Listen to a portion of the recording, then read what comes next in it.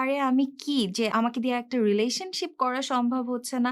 আমার একটা পার্টনার নেই। আমার চারপাশে সবাই গার্লফ্রেন্ড, বয়ফ্রেন্ড নিয়ে ঘুরছে।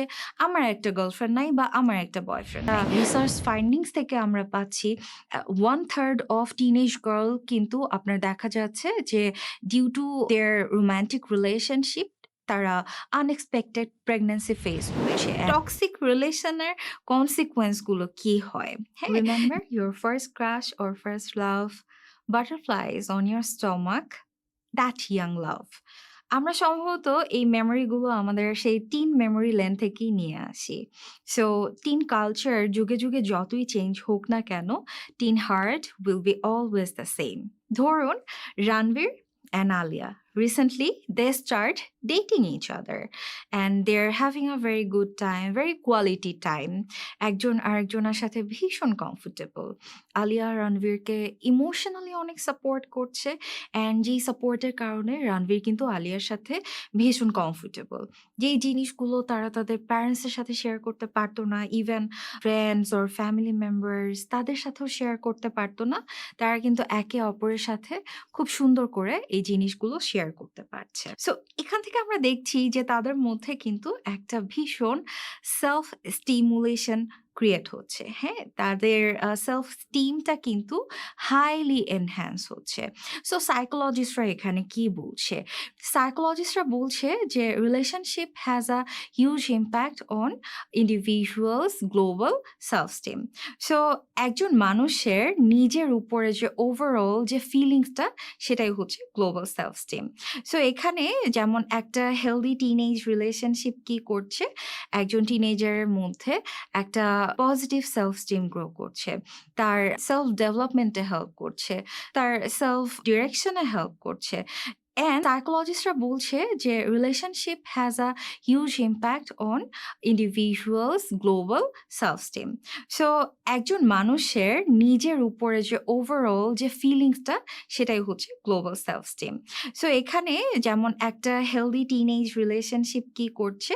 একজন টিনেজারের মধ্যে একটা পজিটিভ সেলফ স্টিম গ্রো করছে। সো এখানে আমরা যে জিনিসটা দেখছি বিভিন্ন রিসার্চ ফাইন্ডিং এ যেটা দেখা যাচ্ছে, স্পেশালি আমরা যেহেতু টিনেজারদেরকে নিয়ে কথা বলছি, তাদের একাডেমিক্যালি কিন্তু অনেক বেশি ইমপ্যাক্ট পড়ছে। তাদের ফোকাস কমে যাচ্ছে। অ্যান্ড স্পেশালি যেসব টিনেজাররা কিন্তু আবার ডেট করছে না বা হু they are not in relationship, তাদের মধ্যে ভীষণ একটা হোপলেসনেস ক্রিয়েট হচ্ছে। তারা মনে করছে, "আরে আমি কি যে আমাকে দিয়ে একটা রিলেশনশিপ করা সম্ভব হচ্ছে না।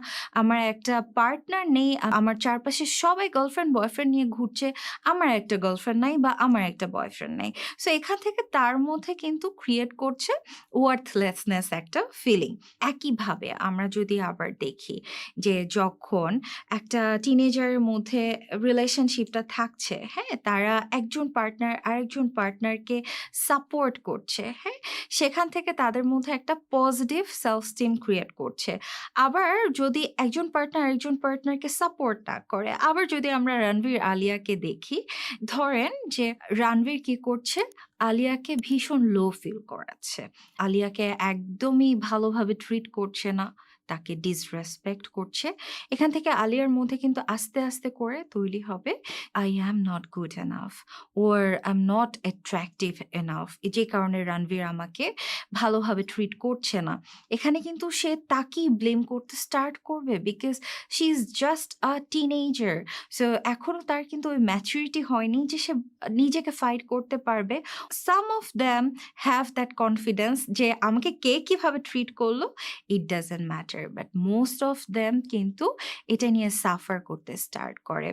নেক্সট আমরা যে জিনিসটা দেখি যে যখন কোনো টিনেজাররা এরকম রিলেশনশিপে ইনভলভ হয়ে যাচ্ছে when it is sexual, তখন কিন্তু huge number of unexpected teenage pregnancy দেখা যাচ্ছে অ্যান্ড সেক্সুয়ালি ট্রান্সমিটেড ইনফেকশনও কিন্তু ক্রিয়েট হচ্ছে। অ্যান্ড যেটা রিসার্চ ফাইন্ডিংস থেকে আমরা পাচ্ছি 1/3 অফ টিনেজ গার্ল কিন্তু আপনার দেখা যাচ্ছে যে due to their romantic relationship তারা আনএক্সপেক্টেড প্রেগন্যান্সি ফেস করছে অ্যান্ড যেটার ফিউচার কনসিকুয়েন্সেস আমরা জানি যে তাদেরকে কতটা ভালনারেবিলিটির দিকে আস্তে, আস্তে করে ঠেলে নিয়ে যাচ্ছে। সো আমরা যখন আরো দেখছি যে টিনেজ রিলেশনশিপ গুলোতে কি হচ্ছে, এখানে কিন্তু ভীষণ রকমের ভায়োলেন্সও আসছে। অ্যান্ড সেটা অনেক সময় ফিজিক্যাল ভায়োলেন্স এর দিকে চলে যাচ্ছে। National institute of mental health যেটা আইডেন্টিফাই করেছে যে 10% ফিজিক্যাল ভায়োলেন্স কিন্তু ক্রিয়েট হচ্ছে হাই স্কুল রিলেশনশিপ থেকে। অ্যান্ড সেটাকে আরো ট্রিগার করছে যখন এই টিনসরা কিন্তু ড্রাগ বা অ্যালকোহল অ্যাবিউজ করছে। সো এটা কিন্তু একটার সাথে আরেকটা আবার কানেক্টেড হয়ে যাচ্ছে। এইসব কনসিকুয়েন্স গুলোকে ফলো করে দেখে অ্যান্ড আমরা আমাদের রেগুলার প্র্যাকটিস থেকে যা কিছু দেখছি, এখানে আমরা যে কারণগুলিতে বা যেই কারণে আমরা আসলে টিনেজ রোমান্টিক রিলেশনশিপকে খুব একটা অ্যাপ্রিশিয়েট করছি না। The number 1 reason is they are still trying to know who they are. তারা তাদের আইডেন্টিটি কিন্তু এখনো জানে না। হ্যাঁ? They are searching for it. নিজেকে জানার চেষ্টা করছে, নিজেকে আইডেন্টিফাই করার চেষ্টা করছে।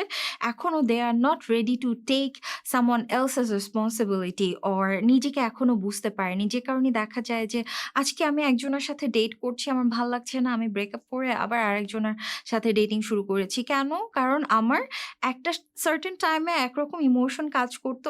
এখন I have a totally different emotion. Number 2 reason হচ্ছে they already have a lot of stress. যেমন তাদের academic stress আছে, they are student, তাদের ফ্যামিলিতে স্ট্রেস আছে, তাদের সোশ্যাল স্ট্রেসেস আছে। এবং সেখান থেকে যখন আলাদা একটা রিলেশনশিপে গেলাম অ্যান্ড ইটস ভেরি obvious যে যখন একটা রিলেশনশিপ হয়, ইটস নট অলওয়েজ ভেরি লাভি-ডাভি। এখানে কনফ্লিক্ট হবে, এখানে দ্বিমত হবে, এখানে আমাদের একজন আরেকজনকে এই বয়সটাতে রেসপেক্ট হয়তো অনেক সময় থাকে না। অ্যান্ড ওখান থেকে কি হচ্ছে, আমি নতুন আরেকটা স্ট্রেস যোগ করে ফেললাম, যেটা নেওয়ার মতো আমার shoulder is not prepare yet. So number 3 যে রিজনটা আমরা বলে থাকি সেটা হচ্ছে they are not mature enough. So এখনো কিন্তু আমরা ওই ফুললি ম্যাচিউর স্টেজে পৌঁছায় নাই। যখন একজন টিনেজার এরকম কোনো কমিটমেন্টে যাচ্ছে, মেক্সিমাম সময়ই দেখা যায় যে একজন খুব কমিটেড বা একজন খুব রেসপন্সিবিলিটি নিচ্ছে বা একজন খুব টেক কেয়ার করছে, আরেকজন হয়তো ওভাবে পারছে না। বিকজ সবার ইকুয়াল ইমোশনাল ম্যাচুরিটি থাকে না বা আরেকজনকে ইমোশনালি সাপোর্ট করার মতো এনাফ ম্যাচিউর হয়তো আমরা এখনো হইনি।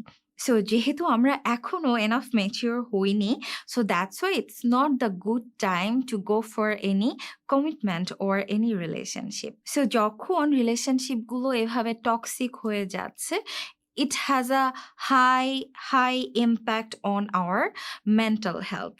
So mental health foundation যে কাজটা করছে, টিনেজাররা যারা কিনা এরকম ইমোশনাল vulnerable স্টেজে আছেন বা তারা ডিউ টু দেয়ার রিলেশনশিপ তারা তাদের মেন্টালি একটা টক্সিক স্টেটে নিয়ে গেছেন, এদেরকে যারা যখন হেল্প করতে যাচ্ছেন তখন এই ফাউন্ডেশন কি দেখছে যে এটার কনসিকুয়েন্সে আস্তে আস্তে করে কি হচ্ছে, টিনেজারদের মধ্যে আইসোলেশন বাড়ছে। ওই আইসোলেশন কি করছে, তাদেরকে আস্তে আস্তে লিডিং টুয়ার্ডস লোনলিনেস। অ্যান্ড ওখান থেকে কি হচ্ছে, আমার একটা সোশ্যালি নিজেকে আনঅ্যাভেলেবল করে ফেলছি and life become very sad and board, যেটা কিন্তু ইউজুয়ালি কোনো টিনেজারদের হওয়ার কথা না বা হয় না। সো এই যে টক্সিক রিলেশনগুলো কিন্তু আমরা অনেক সময় দেখি না। সোশ্যাল মিডিয়াতে কিন্তু এভাবে দেখি না যে টক্সিক রিলেশনগুলো আছে। আমরা শুধু তাদের লাভি-ডাভি মোমেন্টগুলো দেখছি। তারা যখন কোনো সেলফি তুলছে খুব হেসে বা তারা একটা বিশাল বড় ফাইটের পরে রেস্টুরেন্টে গেল, খেলো, সেলিব্রেট করলো, দে আর হ্যাপি টুগেদার অ্যাগেইন।